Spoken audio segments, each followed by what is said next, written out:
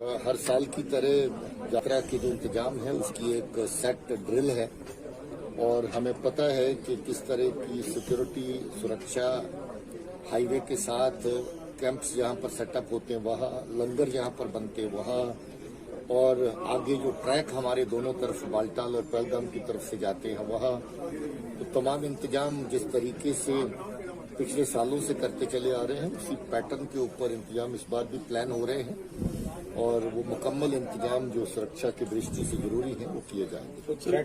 Sir threat कोई इस तरह का कोई ऐसी खबर नहीं है। सर कोई स्टिकी बॉम्ब जो मिले हैं वो कितना एक चैलेंज रहेगा, क्योंकि अमरनाथ यात्रा भी आ रही है।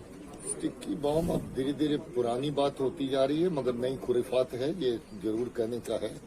अभी तक इस तरह का सिलसिला काफी सालों से नहीं था, मगर अभी कुछ जो अमन दुश्मन ताकतें हमारे पड़ोसी मुल्क की तरफ से इस तरह की कार्रवाइयां करने में हमेशा लगी रहती हैं, उनकी तरफ से एक नया सामान है जो तैयार करके भेजा गया है। मैग्नेट के साथ एक छोटी सी आईडी बना रखी है जो गाड़ी और मेटल सरफेस जो है उसके साथ जिसको चिपकाया जा सकता है। ये एक थ्रेट है, मगर अब हमारी अपनी सिक्योरिटी ड्रिल्स हैं जिसका पूरा ख्याल रखा जाए। सर अभी जिस तरह जम्मू कश्मीर पुलिस की कोशिश है, जो भटक जाते हैं मिलिटेंसी की तरह, भाई 4 लड़के हैं उनको वापस लाया गया है, तो किस तरह की ये कोशिशें हैं जम्मू कश्मीर पुलिस की कि जो भटक गए वो वापस आए? ये कोशिशें पिछले चंद सालों से, खासतौर पे 2020 में हम लोगों ने बहुत शिद्दत से शुरू की और फिर जारी रखी।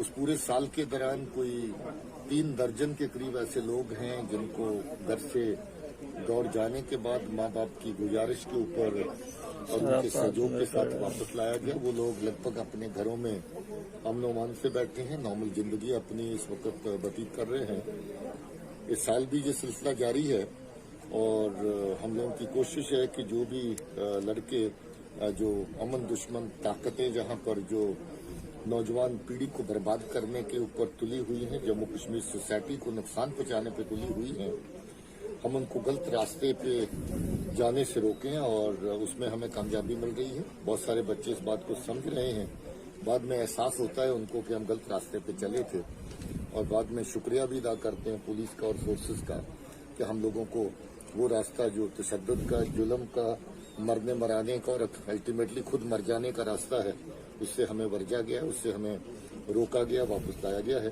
मैं समझता हूँ ये सिलसिला हम इस तरीके से जारी रखेंगे। इसके साथ अब तो हम चलते हुए एनकाउंटर में भी लोगों को सरेंडर करने का मौका देते हैं।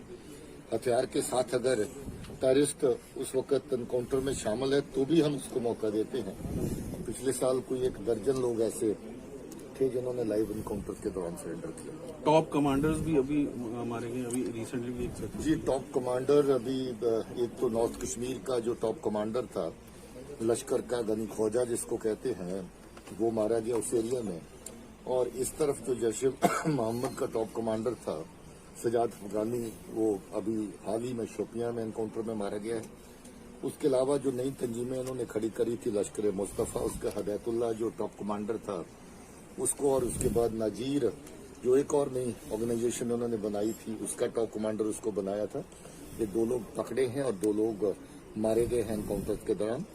अभी साल में भी 12 के करीब जो आतंकी हैं वो अभी तक खत्म हो गए हैं और 3 दर्जन के करीब ऐसे लोग हैं जिनको अलग अलग मॉड्यूल्स की फॉर्म में हम लोगों ने पकड़ लिया।